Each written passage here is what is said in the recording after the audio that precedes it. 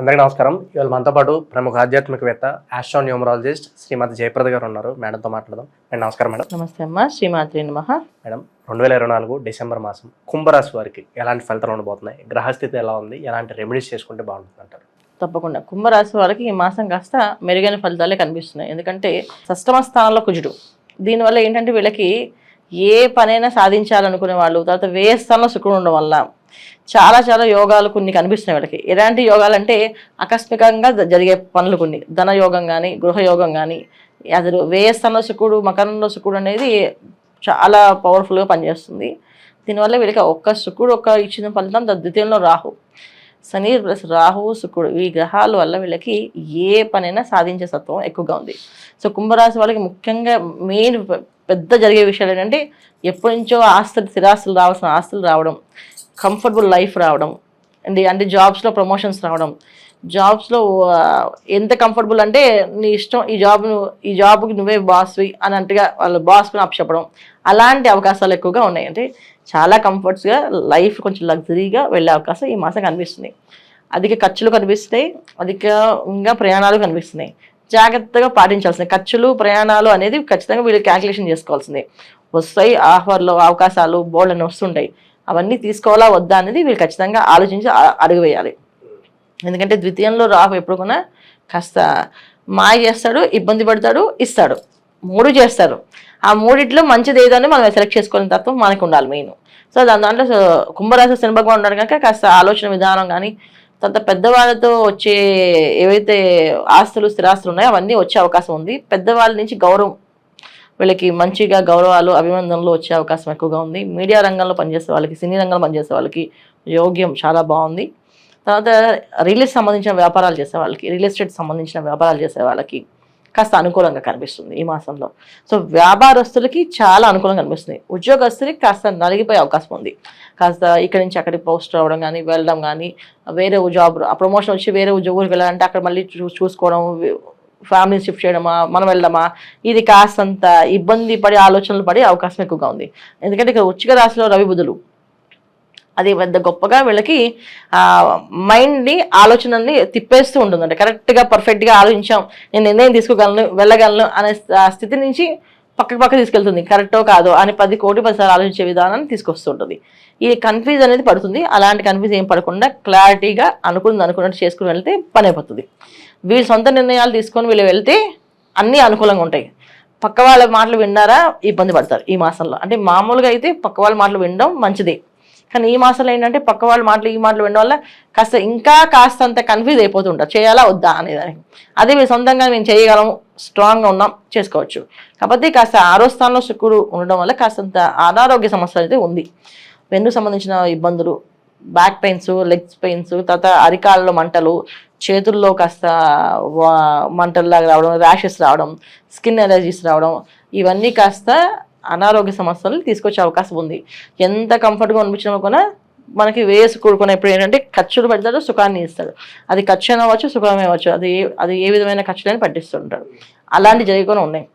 శుభకార్యాలకు వెళ్ళడము, శుభకార్యాల్లో పాల్గొనడము, తర్వాత శుభకార్యాల్లో అన్ని పనులు చేయడము, అన్ని అనుకూలంగా ఉండడము, కాస్తంత అక్కడ కూడా చిన్న గొడవలు జరిగితే అవమానాలు పడ్డము, ఇవన్నీ కూడా ఉన్నాయి. ఎందుకంటే ఇక్కడ రవి 16వ తారీఖు వరకు దశమ స్థానం నుంచి ఎప్పుడైతే లాభస్థానంలో పడతారో అప్పటి నుంచి ఇంకొంచెం ఇబ్బందులు కొంచెం గట్టిగా ఉంటాయి. అంతవరకు పర్లేదు, కాస్తంత ఇబ్బందులు కొంచెం గట్టిగా ఉన్నాయి కనుక జాగ్రత్తగా ఉండడం, సొంత నిర్ణయాల మీద వీళ్ళు అనుకున్నది చేయడం, ఏదైతే అనుకుంటారు పూర్వం వీళ్ళు, అంటే వీళ్ళు ఎప్పుడైనా ఏదైనా ఒక నిర్ణయం తీసుకుంటే ఫస్ట్ ఆ నిర్ణయానికి కట్టుబడి ఉంటారు. అలా ఉండడమే, ఆ నిర్ణయం మార్చుకోకూడదు. వాళ్ళు చెప్పారు వీళ్ళు చెప్పారు మారిస్తే మాత్రం ఇబ్బంది పడతారు.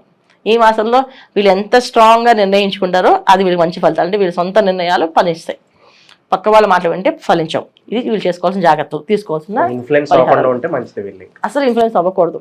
అది ఆ ఇన్ఫ్లుయెన్స్ అనేది చేస్తాయి. ఎందుకంటే ఇక్కడ వేస్తాన శుక్రుడు, ద్వితీయంలో రాహు, ఈ రెండు కూడా ఏంటంటే అసలు 10 లక్షల బిజినెస్ కాదు 40 లక్షలు పెడితే ఇంకా బ్రహ్మాండంగా అవుతుంది అని చెప్తారు. సో దానికి తీసుకురావడము, చేయడము, తర్వాత కష్టపడేది ఎవరు? వీళ్ళే. అలాగే ఒక పని 10 రూపాయలతో ఈ పని 100 రూపాయలు ఖర్చు పెట్టడం, ఇవరకు అయ్యేది ఎవరిది? మళ్ళీ ఖర్చు వీళ్ళకే అవుతుంది. ఇలాంటి విషయాల్లో పడుతుంటారు. తెలిసిన పనులే ఇవి, మనకు తెలుసు ఇది తక్కువలో అవుతుందని తెలిసినా సరే వీళ్ళకి కావాలని ఎక్కువ ఖర్చు పెట్టి దాన్ని హంగామా చేస్తే ఇంకొంచెం పేరు ప్రఖ్యాతులు వస్తాయేమో అని చెప్పి చేస్తుంటారు. అది మెయిన్ ఏంటంటే మీడియా రంగంలో పనిచేసే వాళ్ళకి కాస్త ఇబ్బంది పడే అవకాశం ఉంది. అది జాగ్రత్తగా ఉండాల్సిందే, బాధ్యత ఇంపార్టెంట్. ఈ మాసంలో విద్యార్థులకు ఎలా ఉండబోతున్నాయి ప్రత్యేకంగా? విద్యార్థులకి కాస్తంత వస్తుందని అనుకుని భ్రమలో పడి చదవకపోతే ఇబ్బంది పడతారు, చదివితే విద్యార్థి పాస్ అవుతారు. కాస్త విద్యార్థులకు మాత్రం అంత అనుకూలంగా లేదు, కాస్తంత ఇబ్బంది పడే అవకాశం ఎక్కువగా ఉంది, జాగ్రత్తగా ఉండాలి. తర్వాత మెయిన్ సంతానంతో కాస్తంత ఇబ్బందులు ఉన్నాయి, సంతాన విషయం జాగ్రత్తగా పాటించవలసిన అవసరం ఉంది. మొదటి సంతానంతో కాస్తంత ప్రమాదాలుగానే ఉన్నాయి, వాళ్ళంతా కొంచెం ఇబ్బందులు కానీ గొడవలు కానీ ఏదైనా ఒక రకమైన డిస్టర్బెన్స్ రావడం కానీ, లేకపోతే ప్రేమ వ్యవహారాలు తెలిసి విషయాల్లో గొడవలు ఇంట్లో పెట్టుకోవడం కానీ ఇలాంటివి కొంచెం జరిగే అవకాశం ఎక్కువగా ఉంది. కానీ సంతాన విషయంలో జాగ్రత్తగా ఉండడము, వాళ్ళు ఏం చెప్పినా సరే మళ్ళీ చేద్దాం అని వాయిదా వేయడం, ఇది చాలా ముఖ్యమైన విషయం. కుంభరాశి వాళ్ళు ఈ మాసం అంతా ఏంటంటే ఏ విషయమైనా వాళ్ళ సొంత నిర్ణయం పనికి వస్తుంది. వాళ్ళు ఏదైతే మొదటి నిర్ణయించుకుంటారో ఆ నిర్ణయం బాగా పనిచేస్తుంది. ఆ తర్వాత వాళ్ళు చెప్పారు వీళ్ళు చెప్పారు మార్చారో ఆ నిర్ణయాలు అవి పక్కకి వెళ్ళిపోతాయి, పక్కదారులకు వెళ్తాయి. ఇది జాగ్రత్తగా పాటించాల్సిన అవసరం ఉంది. చతుర్థ స్థానంలో గురువు వక్రించి ఉండడం వల్ల వీళ్ళకి ఒక రకమైన శుభ ఫలితాలు వస్తాయి.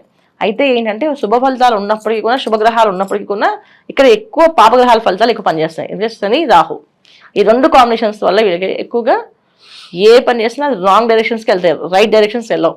కానీ రైటే వెళ్తున్నాం అనుకుని రాంగ్ వెళ్ళే అవకాశం ఎక్కువగా ఉంది. అంటే చేసే పని కరెక్టే అనుకొని లోన్స్ తీసుకోవడం కానీ, ఈ మెయిన్ ఏంటంటే లోన్స్ మాత్రం జోలికి వెళ్ళకూడదు. వీళ్ళు ఈ లోన్స్ జోలికి వెళ్తే మాత్రం అది తీరనప్పుగా అది తరతరాలు తీర్చాల్సిన అవసరం ఉంది. లోన్ విషయంలో మాత్రం అప్పు చేయకుండా ఉండడం ఈ మాసం వీళ్ళకి ముఖ్యమైన అవసరం. ఏది ఈ కుంభరాశి వాళ్ళకి ఖచ్చితంగా లోన్ జోలికి వెళ్ళకుండా వాళ్ళ సొంత పెట్టుబడులు, వాళ్ళకున్న డబ్బు, వాళ్ళకున్న ఆస్తులు, వాళ్ళకున్న ఏవైతే ఉన్నా అవన్నీ యోగాలు బాగున్నాయి. ఎటువంటి ఇబ్బందులు లేవు. ఈ మాసంలో కుంభరాశి వారు ఎటువంటి పరిహారాలు చేసుకోవడం ద్వారా మంచి ఫలితాలు పొందడానికి అవకాశం ఉంటుందంటారు? తప్పకుండా కుంభరాశి వాళ్ళు మెయిన్ ఏంటంటే రాహు ద్వితీయంలో ఉండడం వల్ల బద్ధకం బాగా ఇస్తాడు ఆయన. సో ఏంటంటే ఏ పని చేద్దాం అనుకుని వాయిదా వేస్తూ ఉంటారు కదా, అది పీకల దాకా వచ్చేవి చేయరు. అది వచ్చిందా చేద్దాం అనుకుంటే అప్పుడు ఆ పని సఫలీకృతం అవదు. అందుకే వీళ్ళు ప్రతినిత్యము ప్రతిరోజు పొద్దున్నే నిద్ర లేవగానే చక్కగా దుర్గాదేవి ఆరాధన, దుర్గా అమ్మవారి ఆరాధన చేసుకోవడం, దుర్గా అమ్మవారిని పూజ చేసుకోవడం, దుర్గా ప్రదక్షిణాలు చేయడం, తర్వాత చండీ హోమం చేయించుకోవడం, చండీ పారాయణ చేయించుకోవడం. ఇంట్లో బాగా ఇబ్బందిగా ఉంది, చాలా డిస్టర్బెన్సెస్ ఉన్నాయంటే ఇంట్లో ఒకసారి చండీ హోమం చేయించుకోవడం, లేదా గుళ్ళో చండీ హోమం చేసి చండీ హోమానికి వెళ్ళడం. పౌర్ణమి రోజు చక్కగా వీళ్ళు అమ్మవారి పూజ చేయించుకోవడం, అమ్మవారికి ఏదైనా నైవేద్యం సమర్పించడం, ఆ నైవేద్యాన్ని పంచడం, అంటే ప్రసాదం అన్నదానం అలా చేయడం, పంచడం. ఈ విధంగా వీళ్ళు చేసుకుంటే మంచి సత్ఫలితాలు కనిపిస్తున్నాయి కుంభరాశి వాళ్ళు ఈ మాసం. డిసెంబర్ మాసంలో కుంభరాశి వారికి ఎలాంటి ఫలితాలు ఉంటాయి, అలాగే వీరు చేసుకోవాల్సిన పరిహారాలు తెలియజేసినందుకు ధన్యవాదాలు మేడం. శ్రీమాత్రే నమః.